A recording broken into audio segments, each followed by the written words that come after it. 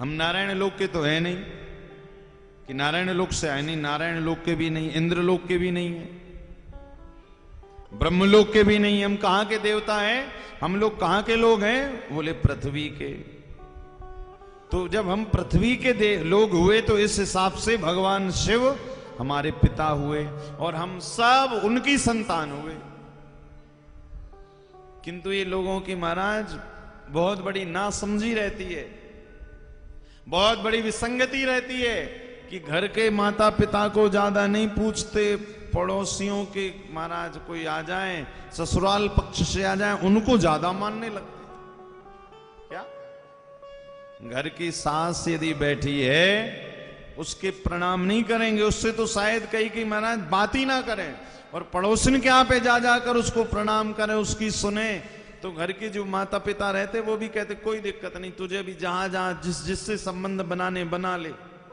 क्यों? बोले जब संपत्ति की बारी आएगी, जायदाद की बारी आएगी, तब तो मेरे पास आएगी।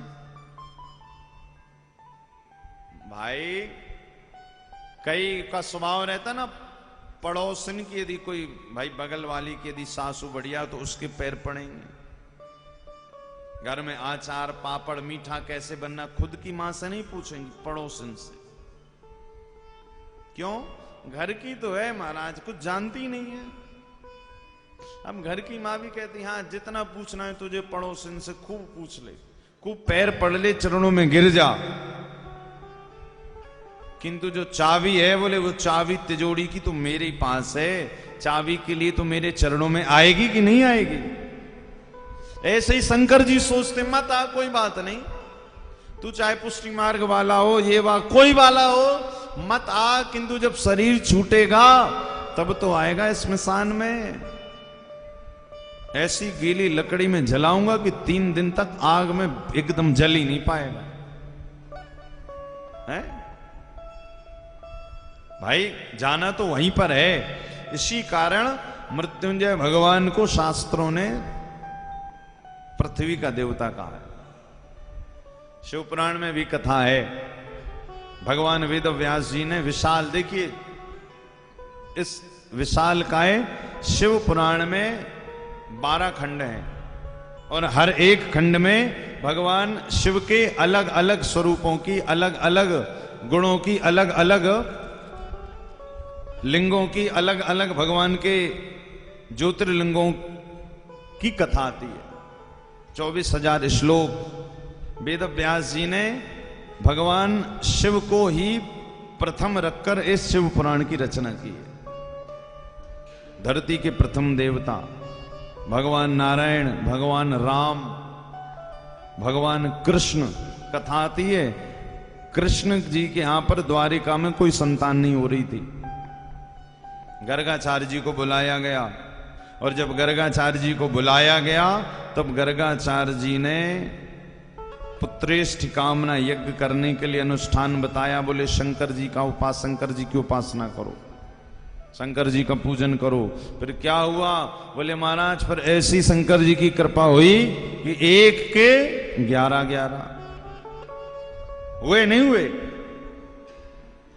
10 पुत्र 1 पुत्री। अब 16,108 इंटू 11 कर दो, इतना बड़ा परिवार हो गया। किसकी कृपा से? बोले शंकर जी की कृपा से। इसी कारण साक्षात परम दयालु पृथ्वी के देवता भगवान मृत्युंजय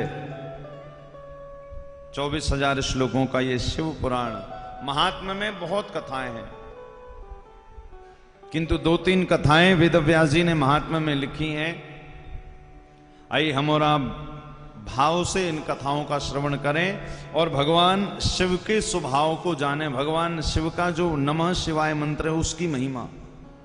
देवराज नाम का एक ब्राह्मण था जो जरा भी भगवान की भक्ति में मति नहीं लगाता था। संयोग से एक बार किसी शिवालय में जाकर व्यापार करते करते उस शिवालय में सो गया। उस शिवालय में शिव पुराण चल रही थी और गलती से इसके कान में मंत्र चला गया, ओम नमः शिवाय, ओम नमः शिवाय, ओम नमः शिवाय। ये मंत्र जैसी कान में गया, शरीर तो एकदम तप रहा था। शिवालय को छोड़कर जंगल गया। नमः शिवाय की इतनी महिमा है कि जैसी कान में गया, जंगल में जाकर प्राण त्याग दिए। प्राण त्यागे तो देखिए सीधे शिवलोक का गामी बन गया। क्यों बन गया? क्योंकि उसने जपा नहीं था, केवल ओम नमः शिवाय मंत्र उसके कान में चला गया। बड़ी महिमा है। अच्छा, एक और महिमा है कि ओम नमः शिवाय सीधा जपो चाहे उल्टा जपो, शिवाय नमः ओम बोलो चाहे ओम नमः शिवाय, दोनों की महिमा है। शिव पुराण की कथा में लिखा हुआ है कि घर में हमारे जो बच्चे हैं, पढ़ रहे हैं या अपने लक्ष्य को लेकर, अपने गोल्स को लेकर आगे बढ़ रहे हैं, कुछ कुछ सबने विजन बनाए हैं, तो उसकी प्राप्ति के लिए या जॉब नहीं लग रही तो भगवान के मंत्र को सीधा नहीं उल्टा, शिवाय नमः ओम, शिवाय नमः ओम, ये यदि बोलना प्रारंभ कर दिया, 1 महीने के अंदर अंदर उसके उचित जो भी होगा भगवान शिव उसको वो प्रदान कर देंगे। शिवाय नमः ओम। तो ओम नमः शिवाय जब कान में पड़ा देवराज नाम के ब्राह्मण के, तो सीधे शिवलोक का गामी बन गया। इतनी महिमा है। इसी कारण घरों में लिखा है, जब हम कोई भी कार्य प्रारंभ करें, मंगल का कार्य हो, मंगल का द्योतक हो, तो जरूर ओम नमः शिवाय के जप से उसका प्रारंभ करें।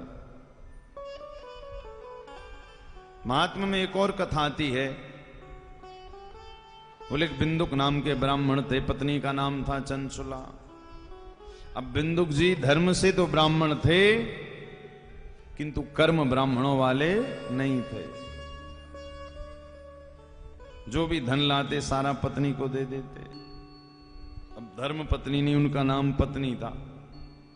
भाई क्यों? क्योंकि पत्नी का काम है जो पतिदेव धन ला रहे हैं उसका सत्कार्यों में खर्च करना, किंतु चंचुला ऐसा नहीं करती थी। भगवान शिव की कथा का ऐसा प्रभाव हुआ कि बिंदुक नाम के ब्राह्मण धन कमा कर ला रहे थे, आकर के पैर फिसला और जाकर के जल में गिरे। जल में जैसे ही गिरे सो मृत्यु हो गई। और शास्त्र कहते हैं 3 जगह व्यक्ति की यदि मृत्यु होती है तो उसे सीधे प्रेत योनि मिलती, ना स्वर्ग मिलता है ना नरक मिलता है। कहां कहां? बोले जल में डूबने वाले व्यक्ति की मुक्ति नहीं होती है। दूसरा बोले सर्प के काटने के बाद। और तीसरा बोले जब किसी व्यक्ति को स्त्री के द्वारा मारा जाए तो उसकी मुक्ति नहीं होती है। तो बिंदुक नाम के ब्राह्मण किस में गिरे थे? जल में। अब जल में गिरे सो महाराज प्रेत बन गए। अब घर में चंचुला अकेली है। गांव के लोग गए कहां पर? काशी। तो चंचुला भी उनके संग काशी चली गई। और शिव पुराण में लिखा है कि काशी अविमुक्त नगरी है। वहां पहुंचकर जब करने लगी नमः शिवाय नमः शिवाय, ओ तेरा पल पल बीता जाए मुख से जप ले नमः शिवाय। तेरा पल पल बीता जाए मुख से जप ले नमः शिवाय। तेरा पल पल बीता जाए मुख से जप ले नमः शिवाय। तेरा पल पल बीता जाए मुख से जप ले नमः शिवाय। ओम नमः शिवाय, ओम नमः शिवाय, ओम नमः शिवाय, ओम नमः शिवाय। तेरा पल पल बीता जाए मुख से जप ले नमः शिवाय। तेरा पल पल बीता जाए मुख से जप ले नमः शिवाय। ताली लगा के जय हो।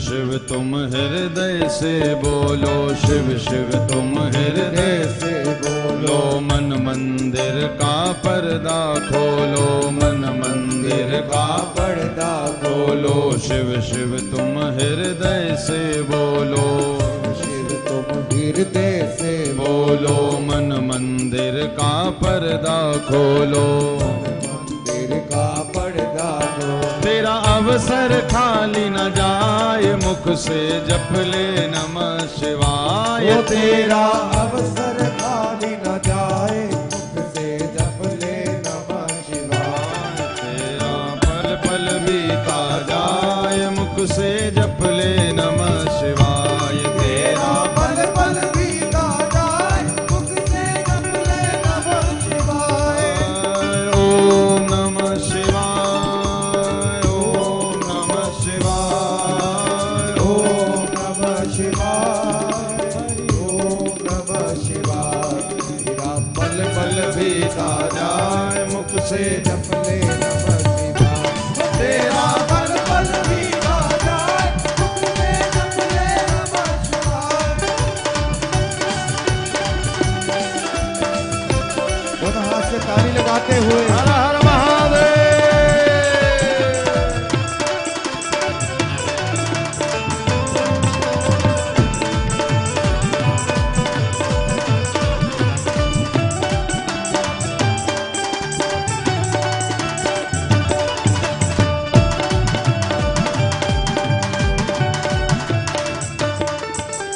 ये दुनिया पंछी का मेला, ये दुनिया पंछी का मेला।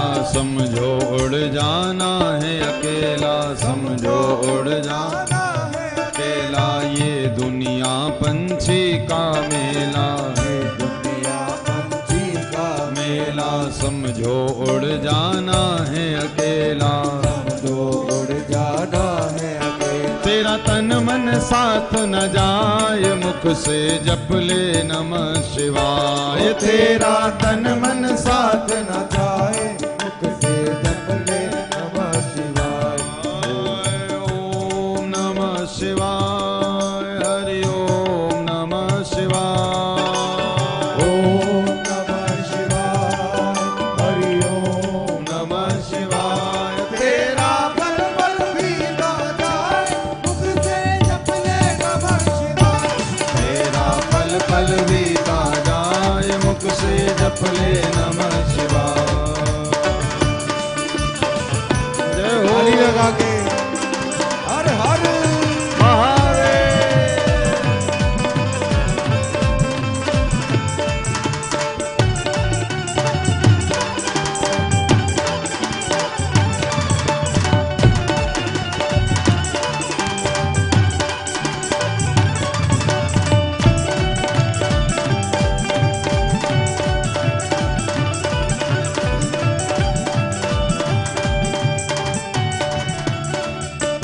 तेरा पल पल बीता जाए, मुख से जप ले नमः शिवाय। वो तेरा पल पल बीता जाए, मुख से जप ले नमः शिवाय। तेरा पल पल बीता जाए, मुख से जप ले नमः शिवाय। तेरा पल पल बीता जाए, मुख से जप ले नमः शिवाय। मुख से जप ले नमः शिवाय। मुख से जप ले नमः शिवाय। मुख से जप ले नमः शिवाय। मुख से जप ले नमः शिवाय। पल पल बीता जाए, मुख से जप ले नमः शिवाय। तो शिव पुराण की कथा यही कह रही है कि जिस नमः शिवाय ने देवराज के तपते हुए शरीर को सीधे भगवान शिवलोक का गामी बना दिया। इसी कारण घर में रहते हुए प्रतिदिन शास्त्र तो ये कह रहे हैं 11 बार, 21 बार, 108 बार तो ये नाम जप करना ही चाहिए। देखिए लिखा है शिव पुराण में कि देवराज नाम का ब्राह्मण बुखार से तप रहा था, ज्वर था, और शिव पुराण की कथा में लिखा है आप ऐसी कौन सा रोग है जो भगवान शिव के नाम से जा नहीं सकता। अच्छा देखिए, आप किसी भी देवी देवता को मानते हैं, चाहे कन्हैया को माने, राम जी को माने, देवी जी, किसी को भी, किंतु जब बीमारी आती है कोई भी, भाई बीपी शुगर ये तो ठीक है, ब्रेन हेमरेज हो जाए, अभी कोरोना हुआ तो देखो कितने सारे ब्राह्मणों ने उन कोविड पेशेंटों के जो आईसीयू में हैं, जो वेंटिलेटर पर हैं, कितने सारों के महाराज महामृत्युंजय जाप किए कि नहीं किए? क्यों किए? ताकि वो ठीक हो जाएं, एक्सीडेंट हो जाए। उस समय फिर पंडित जी ये नहीं कहते कि भैया भागवत की कथा सुनो। उस समय ये नहीं कहा जाता कि आप एक काम करो, गोपाल सहस्त्रनाम कितने पाठ कर लो। उस समय तो यही कहा जाता है त्वरित परिणाम के लिए पंडित जी लिखते हैं भैया महामृत्युंजय का जप करो, तभी ठीक होगा। क्यों? क्योंकि यहां के देवता भगवान शिव भी हैं। क्योंकि जब यम के दूत यमराज भी आते हैं ना, तो शंकर जी से परमिशन लेके आते हैं कि इसे उठाने जा रहे हैं, ले जाएं कि ना ले जाएं। शंकर जी कहते भैया अभी रुक जाओ, भजन कर रहे, क्यों ब्याधा डाल रहे हो? तो महामृत्युंजय करवाते नहीं करवाते? तो केवल एक ज्वर नहीं लिखा हुआ है, जितने भी शिव पुराण में लिखा, देखिए शिव पुराण में भगवान शिव ने इतने सारे उपाय क्यों लिखे या क्यों बताए गए, या वेद व्यास जी ने ही शिव पुराण में इतने उपाय क्यों लिखे, अन्य पुराणों में क्यों नहीं लिखे? समझिएगा इस बात को। क्योंकि धरती के देवता, मृत्यु लोक के देवता हैं भगवान शिव, और मृत्यु लोक पर रहते हैं हम और आप सब। तो भाई यहां के पिता कौन हो गए? शंकर जी। और किसी भी घर का पिता ये नहीं चाहता कि हमारी संतान को जरा भी कष्ट हो। भाई घर का पिता तो वही है ना, जो समय समय पर लाकर सुविधाएं प्रदान करे। बेटा छोटा है तो बोले इस स्कूल में पढ़ ले, बड़ा है तो यहां पर फेल हो गया तो कोई बात नहीं, बोले चल कोई बात नहीं, मेरा ये व्यापार है, आज से तू भी यही करने लग जा। बोले व्यापार में भी मन नहीं लगा तो एक काम कर, तू बैठा रहे, कमा कर मैं लाऊंगा, खिलाऊंगा तुझे। क्यों? क्योंकि मैं तेरा पिता हूं। उसी तरह इस धरती के स्मृति लोक के पिता कौन है? शंकर जी। तो शंकर जी ने शिव पुराण में इतने सारे उपाय बता दिए कि इस धरती पर रहने वाले शंकर जी के हम और आप जितने भी पुत्र पुत्रियां हैं, सब ये उपाय करते जाएं और अपने जीवन को खुश में बनाते जाएं। बोले उपाय क्या है? बोले भैया बीमार पड़ जाओ तो महामृत्युंजय। पितृदोष जीवन में है तो एक बहुत अच्छी बात लिखी शिव पुराण में कि घर में पीपल के पत्तों का बंधन बार आता ना, जो हम दरवाजे पर लगाते हैं जब कोई शुभ काम होता है। देखिए पितृदोष का मतलब क्या होता है? जब घर में बिना बात के झगड़े प्रारंभ हो जाए।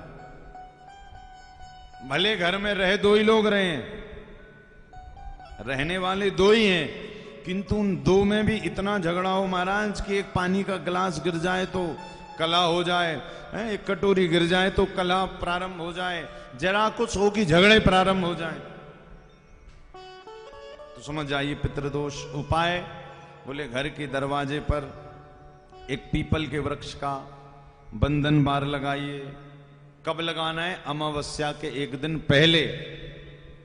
और जब लगाएं उसको तो ओम नमः शिवाय, ओम नमः शिवाय का जप करते हुए लगाइए।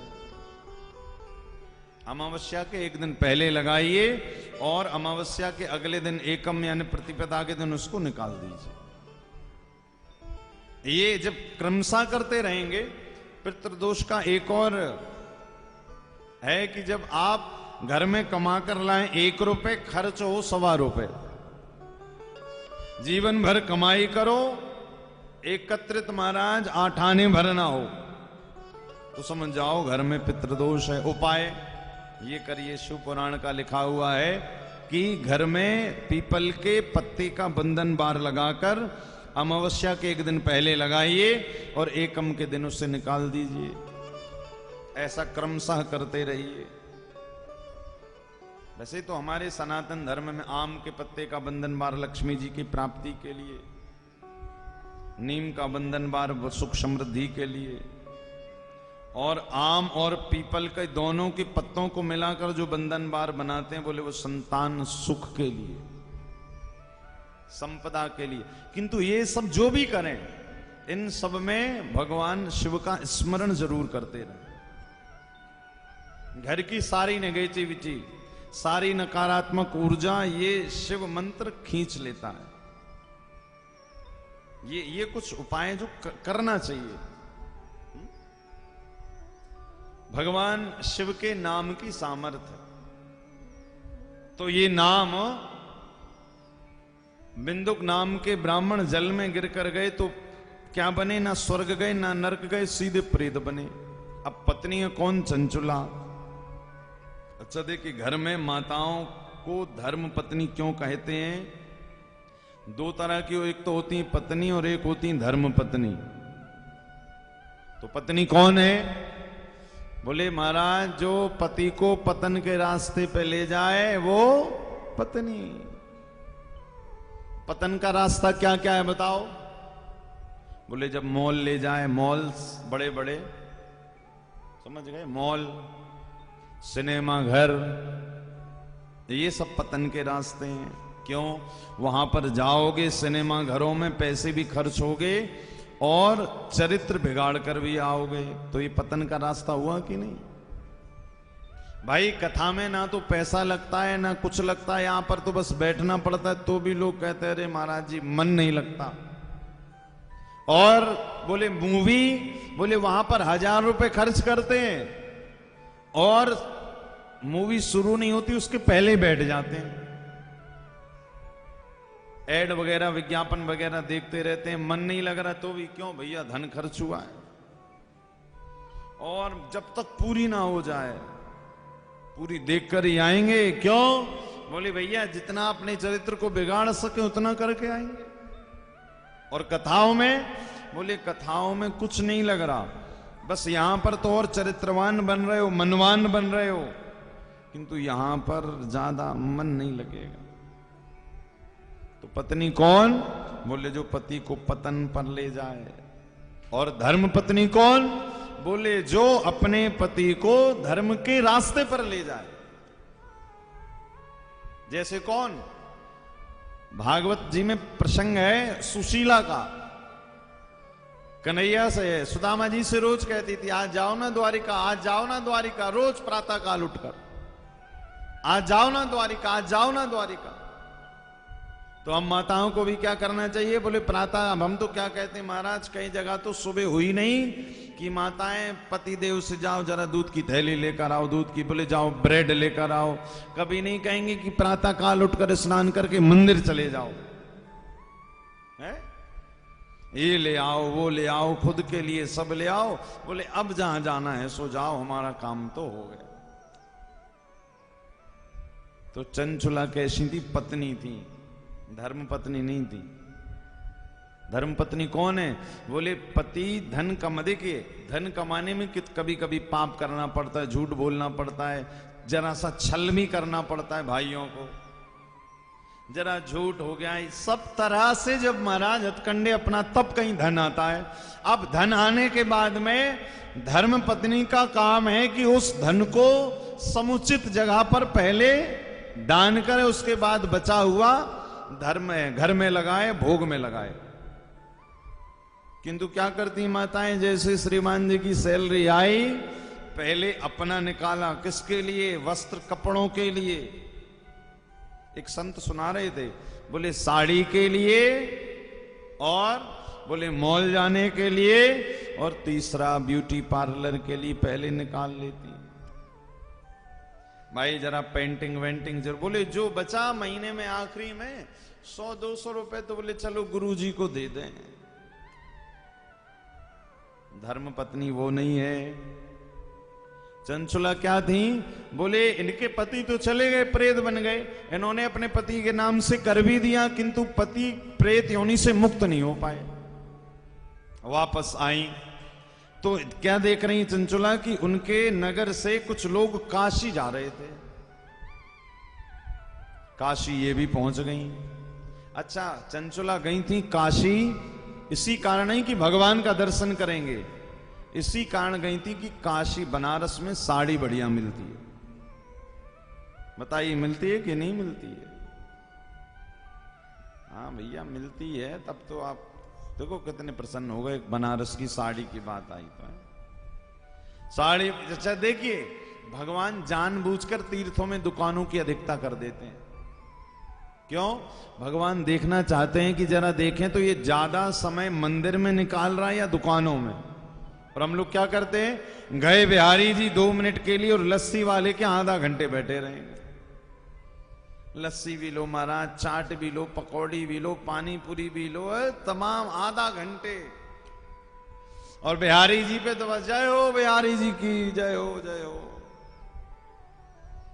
गंगा देखो, हर की पौड़ी देखो, हर गंगा जी में तो एक डुबकी लगाओगे, आरती भी पूरी नहीं अटेंड करोगे। और दुकानों में महाराज कम से कम 1 घंटा 1.5 घंटा, ये भी ले लें, वो भी ले लें, ये भी ले लें। चंचला का यही स्वभाव था, जा रही हूं बनारस काशी, बढ़िया बढ़िया कपड़े लेके आऊंगी। अब शंकर जी के दर्शन का भाव था नहीं। और देखिए काशी अविमुक्त नगरी है। पार्वती जी ने शंकर जी से 2 वरदान मांगे थे। पहले वरदान में क्या मांगा था? बोले प्रभु जो काशी में आकर प्राण छोड़ेगा उसको, शंकर जी से कहा था आपको उसको गुरु मंत्र प्रदान करना पड़ेगा। शंकर जी ने कहा संभव नहीं है। क्यों? बोले कोई कहीं से आए, कितना भी पाप करे, आकर काशी जी में प्राण छोड़े और मैं उसको गुरु मंत्र दे दूं? बोले नहीं प्रभु, देना तो पड़ेगा, नहीं देंगे तो फिर मैं भोजन पानी सब त्याग दूंगी। अब शंकर जी ने सोचा देना तो पड़ेगा ही, क्योंकि पार्वती जी ने कहा अच्छा चल तेरी बात ये भी पूरी कर देता हूं। तो पार्वती जी ने कहा मुझे पता कैसे चलेगा कि आपने इस व्यक्ति को गुरु मंत्र दिया है? तो लिखा हुआ है कि जब व्यक्ति काशी में प्राण छोड़ता है तो भगवान शिव के द्वारा उसको गुरु मंत्र प्रदान किया जाता है। गुरु मंत्र प्रदान करने के बाद उसका दायां कान मुड़ा हुआ रहता है। आप कभी भी देख लीजिएगा। हम एक पंडा जी बता रहे थे, बोले महाराज जी यहां पर इतने लोगों के, अधिकतर कहते हैं ना पूरे भारतवर्ष में सबसे ज्यादा शवदाह काशी जी में ही होते हैं, क्योंकि काशी अविमुक्त नगरी सतयुग में भी है, त्रेता में भी थी, द्वापर में भी थी, कलयुग में भी है और आगे सारी सृष्टि का विलय हो जाएगा, किंतु काशी जी यथावत रहेंगी। भगवान अपने त्रिशूल पर लेकर जिसका भ्रमण करते हैं वो काशी। और अभी तो हमारे काशी बनारस में हमारे भारत के यशस्वी प्रधानमंत्री जी ने कितना सुंदर कॉरिडोर बना दिया है बाबा विश्वनाथ जी के लिए। बहुत बहुत धन्यवाद है आस्था चैनल के माध्यम से कि ऐसे यशस्वी प्रधानमंत्री जो लगातार धर्म में लगे। वरना आप सब देखिए लगभग सभी लोग गए होंगे और ना नहीं गए होंगे तो जाइए। पहले कितनी छोटी छोटी गलियों से कांवड़ यात्रियों को कितनी समस्याएं होती थी, किंतु सबकी समस्याओं को देखते हुए अब तो महाराज सीधे सामने गंगा जी हैं और सामने भोले बाबा, एक दूसरे का दर्शन कर रहे हैं। काशी जी अविमुक्त नगरी। पार्वती जी ने 2 वरदान मांगे थे। पहला बोले काशी में जो प्राण छोड़ेगा, हे भोलेनाथ, हे औगड़दानी, भूत भावन त्रिपुरारी, आपको उसे गुरु मंत्र देना पड़ेगा। तो जो दाएं कान का जो दायां कान होता है ना वो मुड़ा हुआ होता है, जिसको काशी में प्राण त्यागता है। पार्वती जी ने कहा हाँ, अब जब मैं समझूंगी कि आपने गुरु मंत्र दिया, बोले गुरु मंत्र जब मैं दूंगा तो उसका दायां कान अपने आप मुड़ जाएगा। तो पार्वती जी कहा ठीक है, तब मैं समझ जाऊंगी कि आपने इसे गुरु मंत्र दिया। और दूसरा वरदान क्या मांगा था? बोले दूसरा वरदान मांगा था गृहस्थ धर्म में रहकर। क्योंकि देखिए सबसे ज्यादा चर्चा भगवान शिव और पार्वती के प्रेम की आती है तो झगड़े की भी आती है। भाई भागवत कथा में आता है ना, जब नारद जी कहकर गए थे शंकर जी से कि भोले बाबा आपको सब चीज बताते हैं कि नहीं बताते? बोले हाँ सब बताते हैं। बोले गुरु मंत्र बता दिया? बोले बता दिया। बोले आज तक ये बताया कि गले में मुंडों की माल किसकी है? तो पार्वती जी ने कहा वो तो नहीं बताया। और जब आप कथा पता आप सबको कि जब शंकर जी आए कैलाश पर्वत तो पार्वती जी नाराज। तो ऐसी एक दो नहीं चलती रहती थी। तो पार्वती जी ने एक और वरदान मांगा। बोले प्रभु जब व्यक्ति गृहस्थ धर्म में रहे तो पति पत्नी का जरा बीच बीच में झगड़ा भी होता रहे। क्यों? बोले झगड़े के बाद जरा सब प्रेम बढ़ता है। पति देव जब ऑफिस से आए शाम को तो कितना भी झगड़ा हुआ हो अपने बेटे से पूछ ही लेती, मम्मी कहां गई तेरी? हाँ बोले गई है। भाई झगड़ा हुआ था, बात भी नहीं कर रहा था और अब तो बोले ये पार्वती जी ने वरदान मांगा है। इसी कारण भैया देखिए जरा ज्यादा नहीं, ज्यादा टीवी भी फोड़ने वाले झगड़े नहीं, मोबाइल तोड़ने वाले नहीं, जरा वाले। वरना महाराज आप लोग यहाँ पर और आस्था पर भी सुन रहे हैं, सब सुख है। महाराज जी ने तो कह दिया एकदम लगे पड़े रहो। सुबह हो सु महाराज मोबाइल टीवी ले बर्तन ले पड़ोसी आ जाएं, ऐसा वाला नहीं, थोड़ा थोड़ा जिसमें देखिए थोड़े थोड़े झगड़े में प्रेम बना रहेगा। और झगड़ा बिल्कुल ही नहीं करोगे तो फिर सीधे झगड़ा कोर्ट में पहुंच जाएगा। ये भी समस्या है। ये पार्वती जी ने दो वरदान मांगे। पहला अविमुक्त नगरी काशी का और दूसरा पति पत्नी के झगड़े।